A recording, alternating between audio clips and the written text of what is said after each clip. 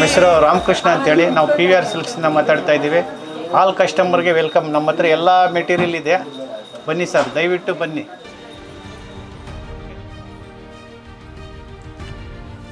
ಸೋಮಾಯ ಜಲಹಳ್ಳಿ ಗ್ರಾಮ, ಕೂಳಗುರ್ಕಿ ಗ್ರಾಮ ಹಾಗೂ ತಂತಾರ್ಲಹಳ್ಳಿ ಹಾಲು ಉತ್ಪಾದಕರ ಸಹಕಾರ ಸಂಘ ನಿಯಮಿತ 2023-24ನೇ ಸಾಲಿನ ಸೋಮಯಾಜಲಹಳ್ಳಿ ಡೈರಿ ಸಂಘದ ಅಧ್ಯಕ್ಷರು SH ಮಂಜುನಾಥ್ ರೆಡ್ಡಿ ಹಾಗೂ ಈ ಸಮಾರಂಭಕ್ಕೆ ಮುಖ್ಯ ಅತಿಥಿಗಳು ಹಾಗೂ ಉಪವ್ಯವಸ್ಥಾಪಕರು KM ಮುನಿರಾಜು, ವಿಸ್ತರಣಾಧಿಕಾರಿಗಳು ವಿನಾಯಕ್ ಅವರು, ಆಡಳಿತ ಮಂಡಳಿಯ ಸದಸ್ಯರು ಮಂಜುನಾಥ್ ರೆಡ್ಡಿ, ನರಸಿಂಹಯ್ಯ, ಚಂದ್ರಪ್ಪ, ಮುನಿರೆಡ್ಡಿ, ತಿಪ್ಪಾರೆಡ್ಡಿ, ರಾಮರೆಡ್ಡಿ, ಮುನೇಂದ್ರ, ವೆಂಕಟರಾಮರೆಡ್ಡಿ, ಮಂಜುನಾಥ್ ಎಂ, ರಾಜ ಶ್ರೀನಿವಾಸ ರೆಡ್ಡಿ, ಶ್ಯಾಮಲಾ, ರಮೇಶ್, ರತ್ನಮ್ಮ, ಅಜ್ಜಪ್ಪ ರೆಡ್ಡಿ, ಸಂಘದ ಸಿಬ್ಬಂದಿ ವರ್ಗ, ಮುಖ್ಯ ಕಾರ್ಯನಿರ್ವಹಣಾಧಿಕಾರಿ ಸದಾಶಿವಾಚಾರಿ, ಹಾಲು ಪರೀಕ್ಷಕರು ಗೋಪಾಲಕೃಷ್ಣ, ಗುಮಾಸ್ತ ಚಂದ್ರಶೇಖರ್, ಸಹಾಯಕರು ವೆಂಕಟ್ ರೆಡ್ಡಿ, ತಿರುಮಲೇಶ್, ಅದೇ ರೀತಿ ಕೊಳಗುರ್ಕಿ ಡೈರಿ ಸಂಘದ ಅಧ್ಯಕ್ಷರು KV ನಾಗರಾಜ್, ಉಪಾಧ್ಯಕ್ಷರು ರಾಜಣ್ಣ ಹಾಗೂ ಮುಖ್ಯ ಅತಿಥಿಗಳು SH ಮಂಜುನಾಥ್ ರೆಡ್ಡಿ, ವರದಪ್ಪ,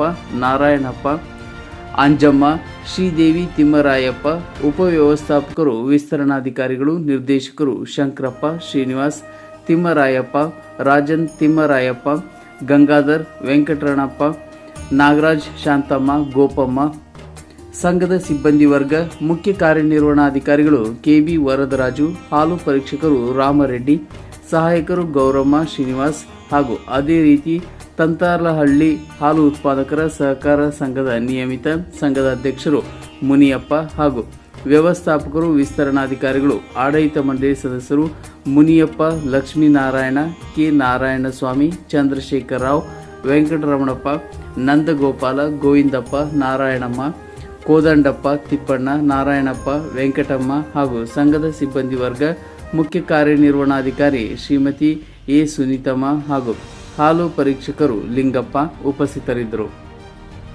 ಈ ಸಂದರ್ಭದಲ್ಲಿ ಉಪವ್ಯವಸ್ಥಾಪಕರು ಮಾತನಾಡಿ, ವಾರ್ಷಿಕ ಸಾಮಾನ್ಯ ಸಭೆ, ವಹಿವಾಟು, ಖರ್ಚು ವೆಚ್ಚಗಳ ಬಗ್ಗೆ ಚರ್ಚೆ, ನಿಮ್ಮ ಡೈರಿ ಅಭಿವೃದ್ಧಿಯ ಬಗ್ಗೆ ಚರ್ಚೆ, ಹೆಚ್ಚು ಹಾಲು ಹಾಕಿದವರಿಗೆ ಸನ್ಮಾನ ಕಾರ್ಯಕ್ರಮ ಹಾಗೂ 3 ಜನರಿಗೆ ಹಾಲಿನ ಕ್ಯಾನ್ ವಿತರಣೆ ಹಾಗೂ ನಿಮ್ಮ ಡೈರಿ ಹಾಲಿನ ಕ್ವಾಲಿಟಿಯನ್ನು ನೀಡಿ ಹೆಚ್ಚಿನ ಹಣ ಪಡೆಯಿರಿ, ಎಲ್ಲ ರೀತಿಯ ಸೌಲಭ್ಯಗಳು ಸಮರ್ಪಕವಾಗಿ ಒದಗಿಸುತ್ತೇವೆ. ಈ ಸಂದರ್ಭದಲ್ಲಿ ವಿಸ್ತರಣಾಧಿಕಾರಿಗಳು ವಿನಾಯಕ್ ಅವರು ಮಾತನಾಡಿ, 20, 23 ಹಾಗೂ 24ನೇ ಸಾಲಿನ ವಾರ್ಷಿಕ ಸಾಮಾನ್ಯ ಸಭೆಗೆ ಎಲ್ಲ ನಿರ್ದೇಶಕರು, ಷೇರುದಾರರು, ಜನಸಾಮಾನ್ಯರು ತಪ್ಪದೇ ಭಾಗವಹಿಸಿ ವರ್ಷದ ಎಲ್ಲ ವರದಿಯ ಬಗ್ಗೆ ತಿಳಿದುಕೊಳ್ಳಿ, ಹೆಚ್ಚಿನ ರೀತಿ ಸೌಲಭ್ಯಗಳ ಬಗ್ಗೆ ಸಂಪರ್ಕಿಸಿ ಎಂಬುದಾಗಿ ತಿಳಿಸಿದರು.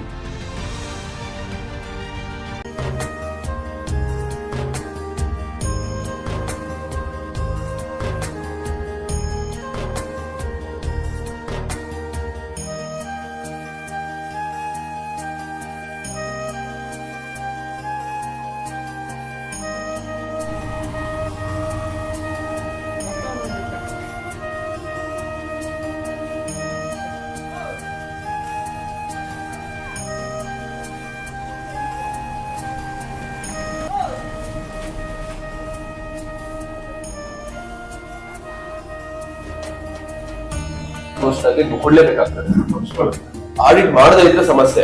ಆಡಿಟ್ ಮಾಡಿಸಿದ್ದಾರೆ, ಬಟ್ ಬಿಲ್ಡಿಂಗ್ ಏನು ದೊಡ್ಡ ನಾವು ಹಾಕಿದೀವಿ ಅಂತ ನಿಮ್ಮ ಸಂಘದ ಕಾರ್ಯದರ್ಶಿ ಅಧ್ಯಕ್ಷ 2 ವರ್ಷದಲ್ಲಿ ಈಗ ಈ ವರ್ಷದ ಅಷ್ಟೇ ಪ್ರಿಂಟ್ ಆಗಿರುತ್ತೆ, ಅದನ್ನ ಕ್ಲಿಯರ್ ಮಾಡಲೇಬೇಕಾಗ್ತದೆ ಶಿವಾಚಾರ್ಯ ಅವರೇ. ಬಟ್ ಸಂಘದಲ್ಲಿ ಯಾವತ್ತು 10% ಲಾಭ, ನಾವು ಏನು ಸಂಘದಲ್ಲಿ ವ್ಯವಹಾರ ಆಗಿರುತ್ತೆ 10% ಲಾಭ ಬಂದಿದೆ ಅಂದ್ರೆ ಸಂಘ ಉತ್ತಮವಾಗಿದೆ ಅಂತ. ಬಂಡವಾಳ ಏನಾದ್ರು ಸಮಸ್ಯೆ ಇದೆ, ಈಗ ಕ್ಲಿಯರ್ ಆಗಿ ಅಪ್ಡೇಟ್ ಬಂಡವಾಳ ಆಗ್ತಾ ಇದೆಯಲ್ಲ, ಯಾರಿಗಾದ್ರು ಕ್ಯಾಶ್ ಕೊಡ್ತಾ ಇದ್ದೀರಾ? ಬಂಡವಾಳ ಏನೋ ಸಮಸ್ಯೆ ಇಲ್ವಲ್ಲ, ಅಪ್ ಟು ಡೇಟ್ ಪೇಮೆಂಟ್ ಮಾಡ್ತಾ ಇದೀರಲ್ಲ, ಕ್ಯಾಶ್ ಕೊಡ್ತಾ ಇದೀರಾ, ಅಕೌಂಟ್ ಬರ್ತಾ ಇದೀರಾ? ಅಕೌಂಟ್ ಹೋಗ್ತಾ ಇದೆ, ಅದ್ರ ಸಮಸ್ಯೆ ಇಲ್ಲ. ಈಗ ನಮ್ಮ ಈ ಒಂದು ಸಂಘದ್ದು ಒಟ್ಟು 10,88,000 ಬರುತ್ತೆ. ಮೊನ್ನೆ ವರ್ಷ ಕೊಟ್ಟಿದ್ದೀವಿ. ನೆಕ್ಸ್ಟ್ ಇದಕ್ಕೆ 2 ವರ್ಷ ಕೊಟ್ಟಿದ್ದಾರೆ.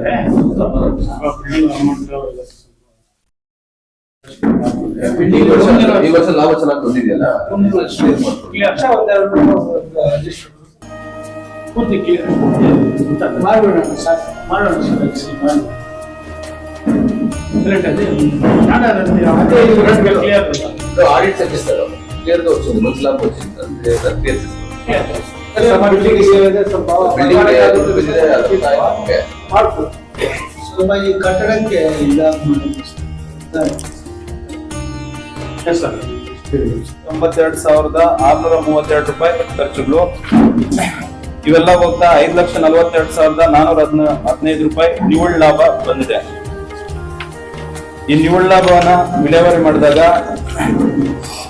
ಆಪದ ನಿಧಿಗೆ 25%, 1,35,603, ಸಹಕಾರಿ ಶಿಕ್ಷಣ ನಿಧಿಗೆ 8,136, ಷೇರು ಡಿವಿಡೆಂಟ್ಗೆ 2,119, ಕಟ್ಟಡ ನಿಧಿಗೆ 19,933, ಸದಸ್ಯರಿಗೆ ಬೋನಸ್ 2,44,765, ಸಿಬ್ಬಂದಿ ಬೋನಸ್ 37,656, ದಾನ ಧರ್ಮದ ನಿಧಿ 37,566, ದಾಸಾಭಿವೃದ್ಧಿ ನಿಧಿ 18,828, ಸದಸ್ಯರ ಸಿಬ್ಬಂದಿ ವಿಮಾ ನಿಧಿ 18,828, ಸಹಕಾರ ಅಭಿವೃದ್ಧಿ ನಿಧಿ 18,828.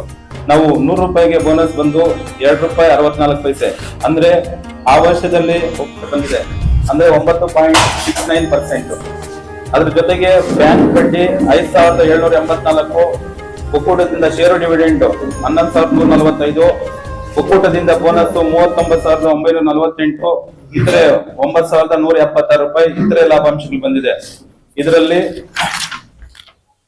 ಖರ್ಚುಗಳು ಬಂದು ಸಿಬ್ಬಂದಿ ವೇತನ 2,17,928, ಪ್ರಯಾಣ ಭತ್ಯೆ 15,100, ಸ್ಟೇಷನರಿ 27,611, ಪರೀಕ್ಷಾ ಖರ್ಚು 8,764, AMC ಸರ್ವಿಸ್ 2,075, ವಿದ್ಯುತ್ ಬಿಲ್ 3,418, ಆಡಿಟ್ ಟೈಪಿಂಗ್ 10,000, ಇತರೆ ವೆಚ್ಚ 18,511, ಎ ಬಾಬ್ತು 3,600, ಅಳತೆ ಮತ್ತು ತೂಕ 5,700, ಚುನಾವಣೆ ವೆಚ್ಚ 57,425 ರೂಪಾಯಿ, ಸಹಕಾರ ವಾರಪತ್ರಿಕೆ 1,500, ಸರ್ವ ಸದಸ್ಯರ ಸಾಮಾನ್ಯ ಸಭೆ ವೆಚ್ಚ.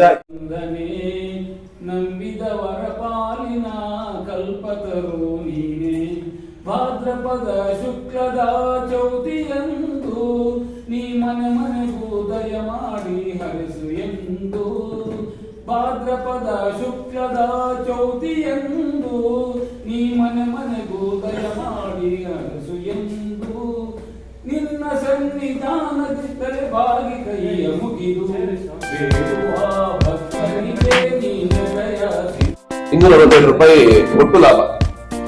ಬಹುಶಃ ಎಷ್ಟು ವ್ಯವಹಾರ ಆಗಿದೆ ಅದ್ರಲ್ಲಿ 10% ಲಾಭ ಬಂದಿದೆ. ಅದ್ರಲ್ಲಿ ನಿವ್ವಳವಾಗಿ ಎಲ್ಲ ಖರ್ಚುಗಳು ತೆಗೆದು ಕೂಡ ನಿಮ್ಗೆ 5,42,000 ಉಳಿದಿದೆ. ಈ ಸ್ಟಾಫ್ಗೆ ಸಂಬಳ ಎಷ್ಟು ಮಾಡಿ ಹೌದೌದು, ಅದನ್ನ ನಾನು ಕೇಳಿದೆ, ತಕ್ಷಣ ಕೇಳಿದೆ ಯಾಕೆ ಬರೀ 2,12,000 ರೂಪಾಯಿ ಸಂಬಳ ಇದೆ ಈಗ ಅಂದ್ರೆ, ಇಬ್ರು ರಿಟೈರ್ಡ್ ಆಗಿದ್ದಾರೆ, ಇರೋರ್ಗೆ ಈಗ ಕಡಿಮೆ ಇದೆ. ನೆಕ್ಸ್ಟ್ ಆಡಳಿತ ಮಂಡಳಿಯಲ್ಲಿ ಈಗ ಒಂದೇ ಸಂಬಳ ಕೊಡ್ಬೇಕಿರೋದು ಸಂಘದ ಬಂದಿದೆ. 2 ರೂಪಾಯಿ ಒಳ್ಳೆ ಬೋನಸ್ ಇದೆ. ಬಟ್ ಇನ್ನು ಆದಷ್ಟು ಬೇಗ ನೀವು ಉತ್ಪಾದಕರಿಗೆ ಕ್ಲಿಯರ್ ಮಾಡ್ಕೊಂಡ್ಬಿಡಿ.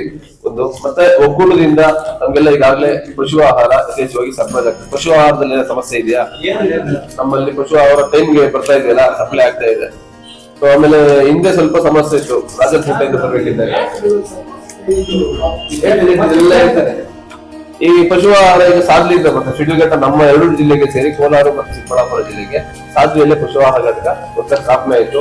ಕಳೆದ 1 ವರ್ಷದಿಂದ ಅಲ್ಲಿಂದ ಸಪ್ಲೈ ಆಗ್ತಾ ಇದೆ. ಯಾರಿಗೂ ಎಲ್ಲೂ ಸಮಸ್ಯೆ ಇಲ್ಲ. ಈಗ ಯಥೇಚ್ಛವಾಗಿ ನೀವು ಎಷ್ಟು ಅಂತ ಕೇಳಿದ್ರೆ ಅಷ್ಟು ಕೊಡ್ತಾ ಇದೀವಿ. ಆದ್ರೆ ಬಳಸೋ ವಿಧಾನ ಇನ್ನೂ ರೈತರು ಬಹಳಷ್ಟು ಯಾವ ರೀತಿ ನೀರಲ್ಲೇ ಮಿಕ್ಸ್ ಮಾಡಿ ಫೀಡ್ ಕೊಡ್ತಾ ಇದ್ದಾರೆ. ನೀವన్నీ ప్రైవేట్ డైరీలు ఇచ్చలేదు. ఊరికి వాళ్ళు మన ఏమన్నా ಹೆಚ್ಚು తక్కువంటే పోయి క్యానల్ పెట్టేస్తాం, ప్రైవేట్ సే ఇస్తామని చాలా జాగాల్లో చాలా ఊర్లో చెప్తారు. కానీ ఇప్పుడు ఆ ఊర్లో కూడా నిషేధులు అందరూ తీసి క్యానల్ ప్రైవేట్ వాళ్ళు కాబట్టి మేము అంటే వాళ్ళు ఇప్పుడు 24-25 రూపాయలు ఇస్తా ఉంటారు సార్ లీటర్కి. యాభై ఊర్లో కలెక్షన్ పాయింట్ మేము క్వాలిటీ వస్తూ ఉండలేదు, అలా పోయి క్వాలిటీ ఇస్తారు అని ఒక 10 జనాలు 50 జనాలు వేసే జాగాలో 10 జనాలు 40 జనాలు వచ్చారు. 10 జనాలు చెప్తున్నాయి ఈ ఊర్లో ప్రైవేట్ డైరీ ఉంది కదా, ఆడికి 10 శాంపుల్ ఇస్తాం చూపిస్తామంటే 24 రూపాయలు మన డైరీకి ఎక్కువ తింటే పాలు ఎవరో మన రైతు ఎక్కువ వస్తారు కదా, 24 రూపాయలు చూపిస్తుంది. ఇప్పుడు 33,000 రూపాయలు ఒక్కటి ఇస్తా ఉంటాయి. ఇప్పుడు 31 పైసలు 1 లీటర్కి ఇస్తా ఉంది. సర్కారు మీకు 5 రూపాయలు వస్తూ ఉంది. కారణం కొంచెం 2 రూపాయలు 3 రూపాయలు ఏం డౌట్ చేసింది అంటే దాన్ని చెప్తాను మీరు రేటు తక్కువ చేస్తారు దానికి. యథేచ్ఛంగా 12 లక్షలు ఇప్పుడు పాలు వస్తా ఉంది ఒక కుటుంబకి. So marketing like powder conversion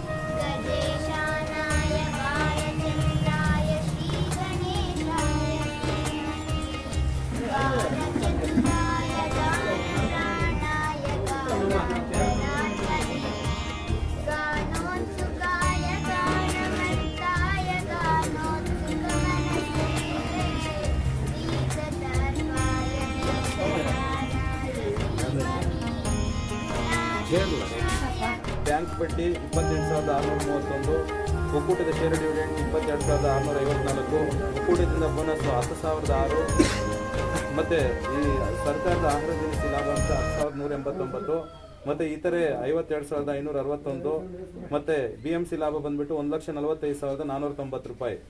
ಇದರಲ್ಲಿ ಖರ್ಚುಗಳು ಬಂದು ಸಿಬ್ಬಂದಿ ವೇತನ 2,63,400, ಪ್ರಯಾಣ ಭತ್ಯೆ 17,750, ಸ್ಟೇಷನರಿ 21,700, ಪರೀಕ್ಷಾ ಖರ್ಚು 3,374, AMC ಸರ್ವಿಸು 2,075, ಬ್ಯಾಂಕ್ ವೆಚ್ಚ 153, ಆಡಿಟ್ ಟೈಪಿಂಗ್ 10,000, ಇತರೆ ವೆಚ್ಚ 15,370, ಎ ಬಾಬ್ತು 3,600, ರಿಪೇರಿ ವೆಚ್ಚ 7,725, ಪಶು ಆಹಾರ ಮಾರಾಟ ಪರವಾನಗಿ 1,600, ಅಳತೆ ಮತ್ತು ತೂಕ ಸ್ಟಾಂಪಿಂಗ್ 3,850, ತರಬೇತಿ 1,500, ಚುನಾವಣಾ ವೆಚ್ಚ 56,200, ಅಂಚೆ ವೆಚ್ಚ 4,500, ಭವಿಷ್ಯ ನಿಧಿ 38,453, ಸಹಕಾರ ವಾರ ವೆಚ್ಚ 33,820.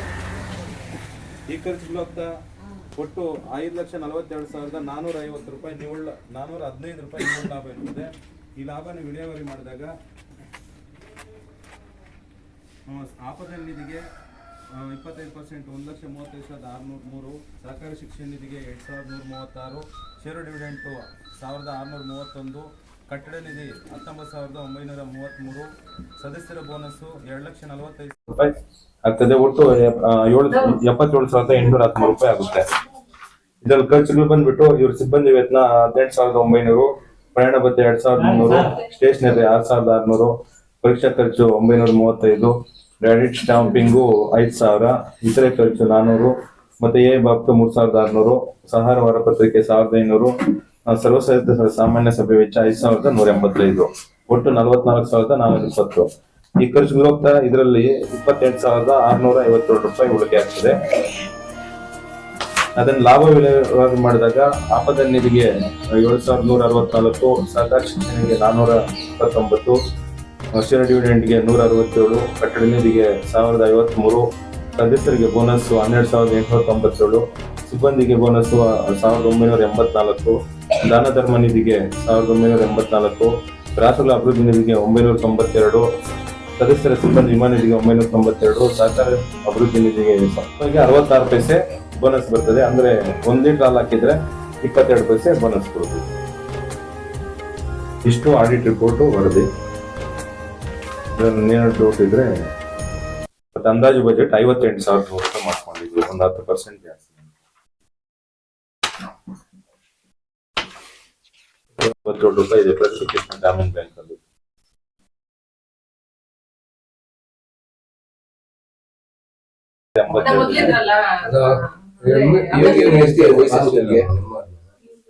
ಒಂದು ವರ್ಷ ಹೋದ್ರೆ ಆಗುತ್ತಾ?